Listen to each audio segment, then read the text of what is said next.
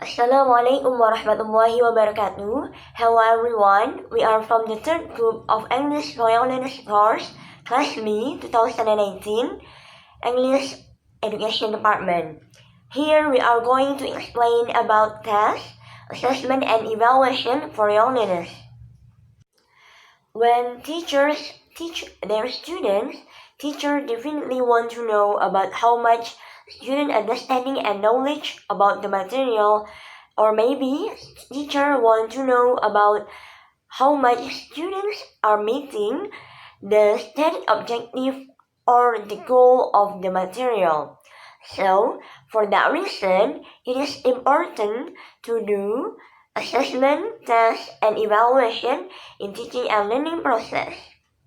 Because of that, after opened by me, Dewi Safira Maulida, my friend Hairi Ismatullah will explain about the definition and the example of test. Then Nur Rabi'ah Oktaviani will explain about the definition and the example of assessment. Then my friend Hafizah Ulfah will explain about the definition and the example of evaluation. Then my friend Nur Ifan Adha will explain about the differences of test, evaluation, and assessment. Then my friend Julia will explain about games and also close this discussion. Assalamualaikum warahmatullahi wabarakatuh. My name is Hairi Ismatullah and I will explain about tests in English language teaching for young learners. Teaching and testing are interrelated. Teachers are obligated not only to teach their students well, but also to measure their achievement accurately. Additionally, the pace of development of knowledge and skill in the language are also to be observed. Teachers, on the other hand, are able to assess what students have learned and the area where they require help. They also find out the effectiveness of their teaching method.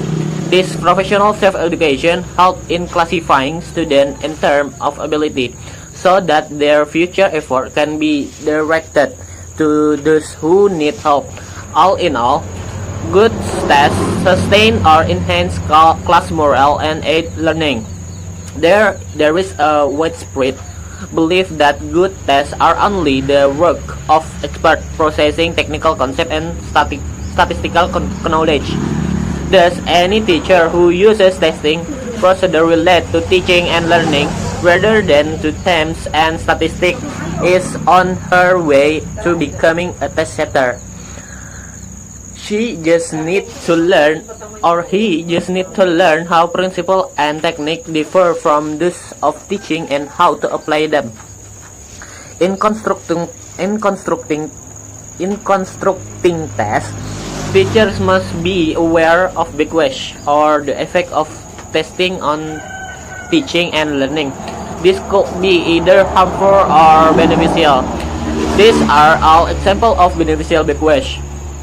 Continuing on the idea of beneficial backlash, there are certain ways of achieving this.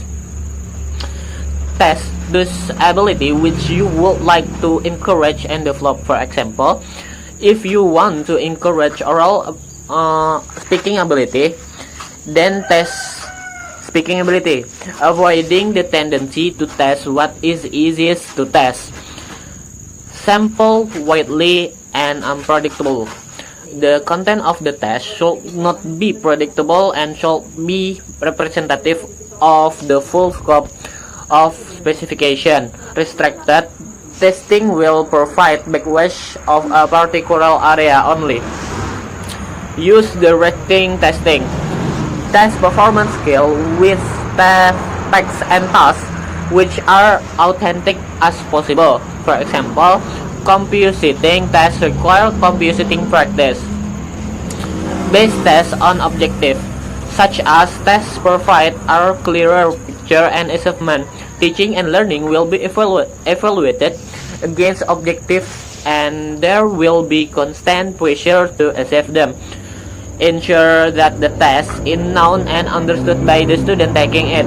You should not assume that a student will recognize a strong that he has never incorporated, and no matter how good the potential backwash, the effect is realized unless both of the student and teacher realize what the test demands from them. Rational specification and sample items should be made available, especially when new items are being introduced and testing methods are being considered. Continuing the subject of what tests are supposed to reveal, it is necessary to understand the fundamental aspect of language testing.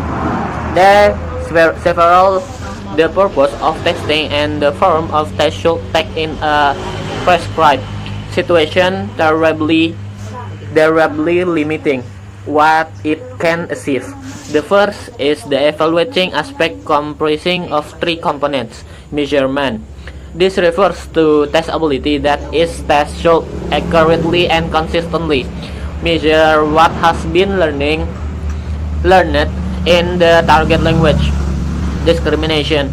This refers to grading and placing students in rank order in terms of proficiency on the basis of predetermined criteria or against each other as a criterion, reference and non-reference test. Comparability. This refers to test validity by comparing results of different groups at different time but of a similar nature. Consistency of scores will establish test reliability. The second aspect is practical. This can be provided under four subheadings. Administrability. Tests should not be problematic with respect to this ease of administration and practicability of performance on the part of the student. Economy. Tests should be incremental with a minimum expenditure of time, effort, and resource. Environment. This should be congenial in terms of comfort and temperature. Acceptability. The test should be acceptable to the learners. The third aspect, which is concerned with the relationship of the test to the course of the instructional aspect. An important feature of this is the feedback, which is the test of course flow of information. Feedback. Assessment being the major source of feedback. Tests should be built into teaching process. They should be frequent and aim to testing student progress and effectiveness of teaching. Test course interdependence. Here the main consideration is that the course dictates the content and format of the test. The objectiveness of both the test and the course are the same and correspond closely.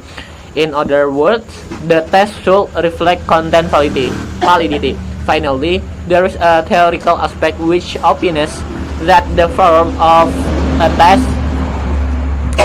test takes in control greatly by the theory of language learning and language teaching. Believers of the communicative approach say that knowledge of a language is considerably less important than the use or function of the language while interaction with others. This leads to the view that testing should be integrative and communicative. Having established that testing is very important part of teaching and learning, and the needs for standards of comparison had led to the emergence of standardized tests. Most of these are norm represents. That is, their evaluation is against some standard.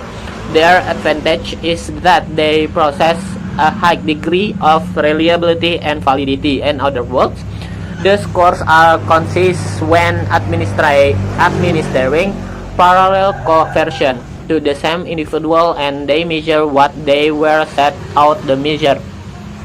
Another alternative standardized test is a criterion reference test. In this kind of the test, students demonstrate proficiency in the language by comprehending and initiating language related to their work tasks. Looking at the criteria for good tests, it is seen that tests that do not relate to student goals are not a part of the educational process, and deciding what is a good test depends on the test is used for. If a particular point of grammar or vocabulary is to be tested, then a discrete point test should be used. If proficiency was the goal, then an integrative test could be used. Discrete point test a certain component of language such as grammar, vocabulary learning, or reading comprehension, whereas integrative test would be an dictation, an essay, or a closed test. These are a true reflection of language proficiency, since they measure the underlying language competency of a student. To sum up, a good test informs both student and teacher and does not theoretic either one. And in considering what goes into a test, what type of a test give, the following question should be asked. Why are you testing, and do the teacher and student wants to find out? How much material will be test covered? Which type of test best fits the material to be tested? How much time is required to finish the test? Is it a speed test or a power test? That will be a system of scoring and evaluation. How will the test result be interpreted? And after considering of the above point, it is also worthwhile to consider effective testing procedure. The following good guidelines should serve useful. First of all, well in advance of the testing, that students should be notified as to the kind of test, the number of questions along with specimen, the date and time, and what is required for the examination. While administering the test, teacher should make sure that the atmosphere is free of tension. Test anxiety is disposed of. There are no mental disruption, especially fear of failure, fear of the unknown in the test question. Also, the physical environment should be congenial, such as adequate writing space, proper ventilation, reasonable temperature, quiet atmosphere, sufficient light and clarity of instruction, so that students taking the task are in the best possible condition to perform at their best. Okay, thank you. That's all for me. Wassalamualaikum warahmatullahi. I am Nur Rabi'ah Oktaviani. Here I want to explain about assessment. So, what is assessment? In educational practice, assessment is an ongoing process that encompasses a wide range of methodological techniques. Whenever a student responds to a question, offers a comment, or tries out a new word or structure, the teacher subconsciously makes an appraisal of the student's performance. What is important of assessment? In all academic settings, assessment is viewed as closely related to instruction. Assessment is needed to help teachers and administrators make decisions about students' linguistic abilities, their placement in appropriate levels, and their achievement. The success of any assessment depends on the effective selection and use of appropriate tools and procedures, as well as on the proper interpretation of students' performance. In the past, assessment tools and procedures were chosen at the level of the Ministry of Education, school district, school administration, or program coordinator. With the advent of learner-centered and communicative teaching methodologies, however, in many settings, control over the collection and interpretation of assessment information has shifted from centralized authority towards the classrooms where assessment occurs on a regular basis. So, what are the types of assessment? There are 4 types of assessment. The first is informal assessment. Informal assessment is virtually always non-judgmental, in that you as a teacher are not making ultimate decisions about the student's performance. You are simply trying to be a good coach. Examples at this end of the continuum are marginal comments on paper, responding to a draft on an essay, offering advice about how to better pronounce a word, suggesting a strategy for compensating for a reading difficulty, or showing a student how to modify his or her note-taking to better remember the content of a lecture. Examples include saying, "Nice job," or "Good work." The second is formal assessment. Formal assessments are exercises or procedures specifically designed to tap into a storehouse of skills and knowledge. They are systematic, planet sampling technique constructed to give teacher and student an appraisal of student achievement. The third is formative assessment. Most of our classroom is formative assessment. That is evaluating students in the process of forming their competencies and skills with the goal helping them to continue the growth process.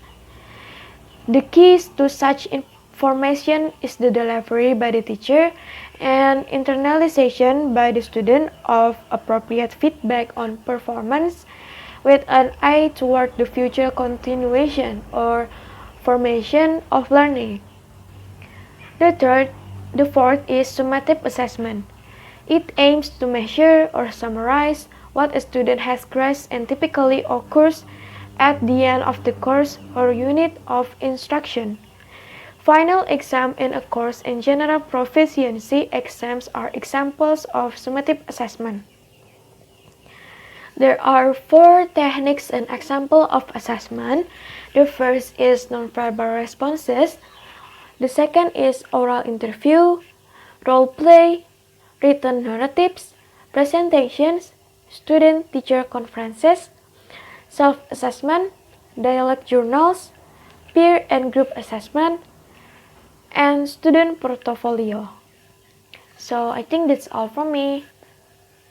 Next is delivered by my friend. Well, hello, my name is Hafizah Ulfah, and I would like to continue my friend's explanation before, so I'm going to explain and show you all about evaluation. So let's check it out.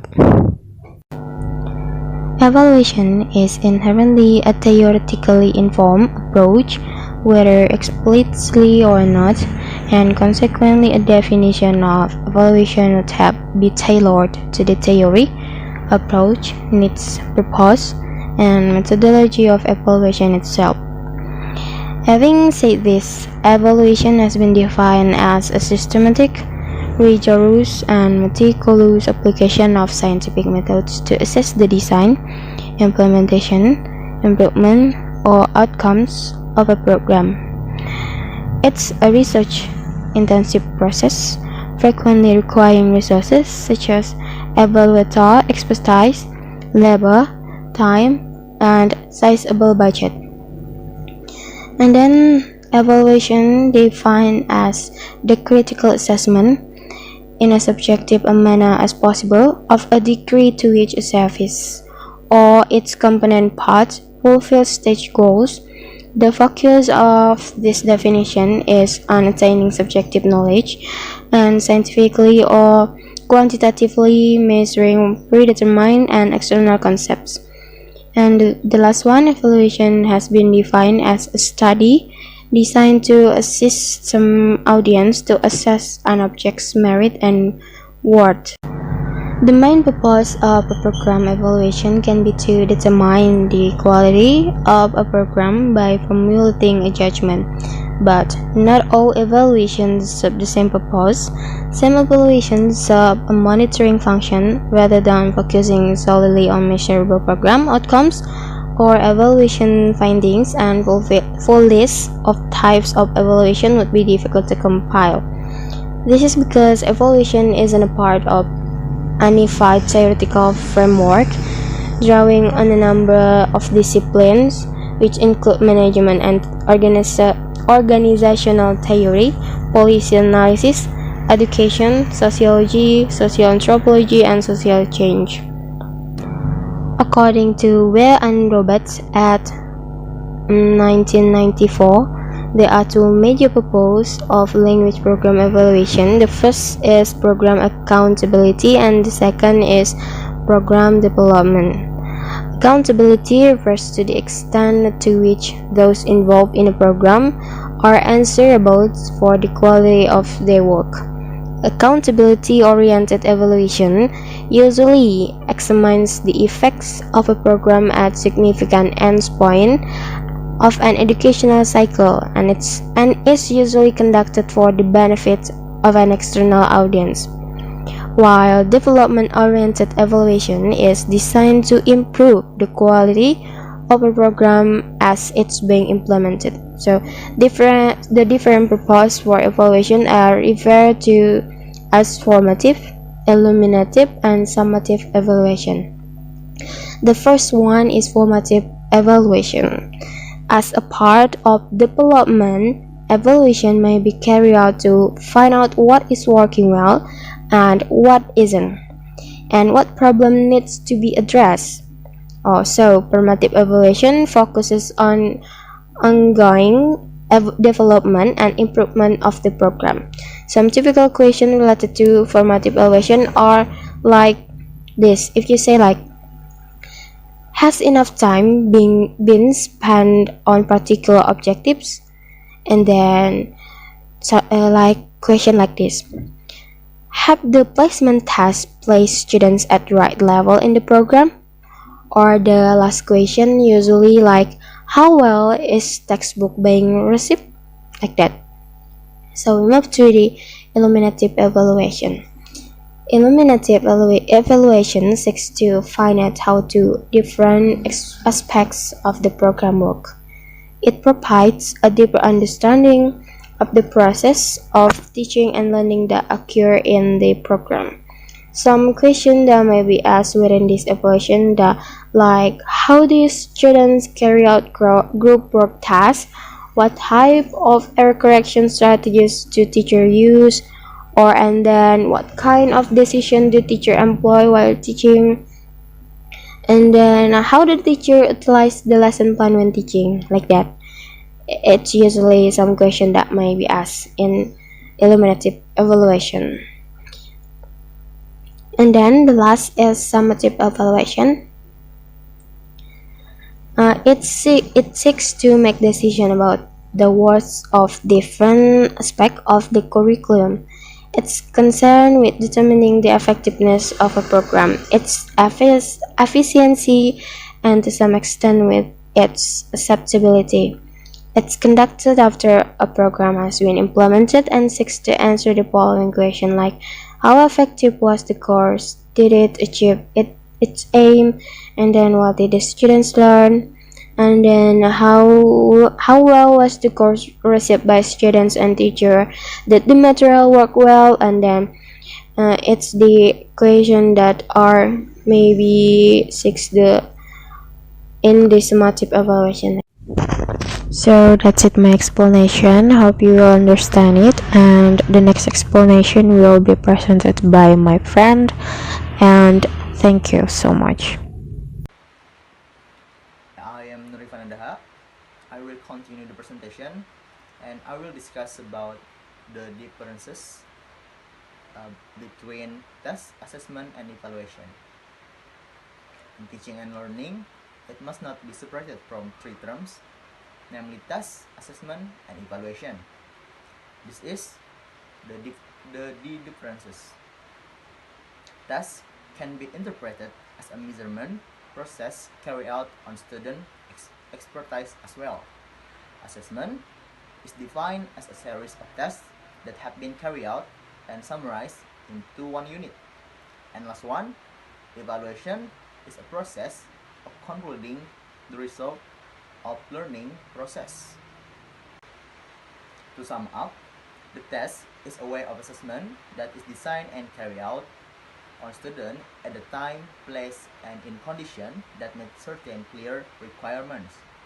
Assessment is the process to collect information about the learning process, outcomes of students, and evaluation is an identification activity to see whether the learning process has been achieved, valuable, and efficient if this has been implemented.